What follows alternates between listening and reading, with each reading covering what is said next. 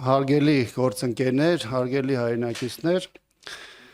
անկեղծ ասած իմ խոսքը ուզում եմ սկսել երեք հնչած մի տխրահռչակ հայտարարությունից, որը վերաբերում էր մասնավորապես այն գյումրեցիներին, իբրև թե այն գյումրեցիներին, ովքեր Արցախը համարել են այնպիսի տարածք, որտեղ իրենց համար ծառայել եղել է խնդրահարույց եւ դրա համար գումարներ են վճարել Արցախում չծառայելու համար։ Հիմա տեսեք, այն որ ԿՊԱ-կան տեխնացուն Գյումրի ընտրություններում հանդես եկող դասական Փաշինյանական էր, նրա գաղափարին, նկարագրին, քաղաքական վարքագծին հատուկ, դա կարծում եմ որևէ մեկի համար նորություն չէր։ Բայց ես ուզում եմ, որ շատ հստակ մենք արձանագրենք, որ Արցախը եւ Արցախի պաշտպանության բանակում ծառայությունը շատ-շատերիս համար եղել է մշտապես հպարտություն եւ շատ-շատերս մեր ծառայությունը Արցախի պաշտպանության բանակում տարել ենք պատվով եւ այսօր էլ այդ ամենը, այդ հիշողությունները դաջված են մեր բոլորի սրտում։ Ես ինքս առաջին մուտքը Արցախի պաշտպանության բանակում ունեցել եմ 2006 թվականին, երբ որ ծառայության եմ նախանցել Հայկազովում տեղակայված ուսումնական զորամասում, այնուհետև 1.5 տարի իմ ծառայությունը տարել եմ Մադաղեսի եւ Թալիշի հատվածում, եւ այդ երկու տարիները, ինչպես իմ, այնպես էլ մեր շատ ընկերների, հայրենակիցների համար եղել է մեր կյանքի, մեր կենսագրության լավագույն ժամանակները, ոչ միայն նրա համար, որ մենք մեր ծառայությունը մեր հայրենիքին կամ մեր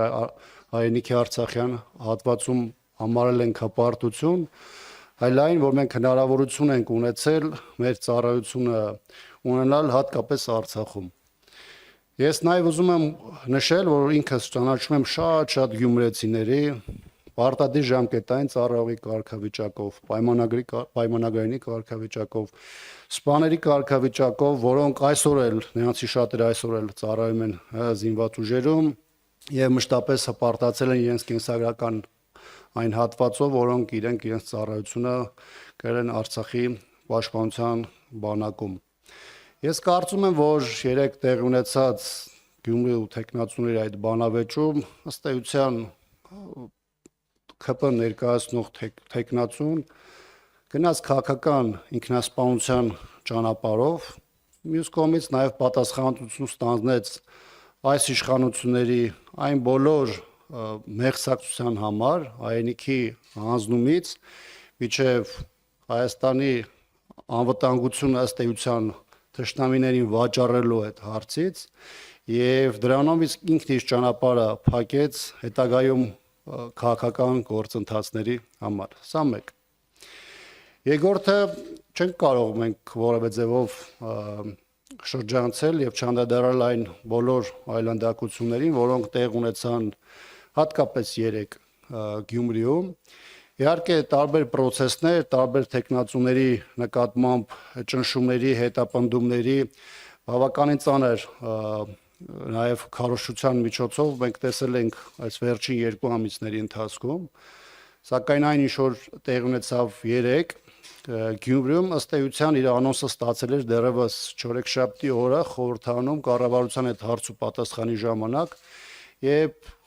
քաղաքական իշխող մեծամասնության ղեկավարը խորհրդանի ամբիոնից ըստ էության հանձնարարություն իջեցրեց իրավապահ համակարգին գործելու իր պատկերացումների շրջանակներում, իսկ դրա հիմքում ոչ թե օրենքն է, ոչ թե սահմանադրությունն է, այլ իշխող ուժի առաջնահերթությունները, որոնք արտահայտվում են ձերբակալությունների, ճնշումների, քարոզչական բավականին անթույլատրելի միջոցների կիրառման միջոցով եւ երեք մեր գործընկեր նաեւ Մարտուն Գրիգորյանի ընտանիքի նկատմամբ իրականացված է եւ մեծ առումով Մարտուն Գրիգորյանին նկատմամբ առհասարակ այս օրերին իրականացող այս ողջ process-ը իմ նկարագրած իրադարձությունների շրջանակներում է ցանկացած հատված ցանկացած դետալային առումով վերցրած ըստ էության ցույց է տալիս, որ իշխանությունը իր համար նպատակ է դրել ամեն գնով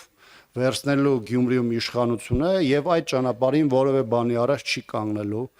Ես չեմ կարող նաեւ չհիշատակել նաեւ երեք տեղ ունեցած մեկ այլ միջադեպ նաեւ մեկ այլ տեխնացու Կարեն Սիմոնյանի եւ նրա շտաբի նկատմամբ օրեր առաջ Ռուբեն Մխիթարյանի նկատմամբ քնչական տարբեր տարօրինակ զանգերի միջոցով եւ այլն, այնպես որ իշխանությունը Գյումրիում գործում է ճիշտ այնպես, ինչպես իր քաղաքական նկարագիրն ու հետագիծն է եւ ամեն ինչ անելու է բոլոր այդ թվում անթույլատրելի միջոցներով Գյումրիում ունենալ իշխանություն։ Շնորհակալություն։ Ֆակտոր, խնդրեմ ձեր հարցը։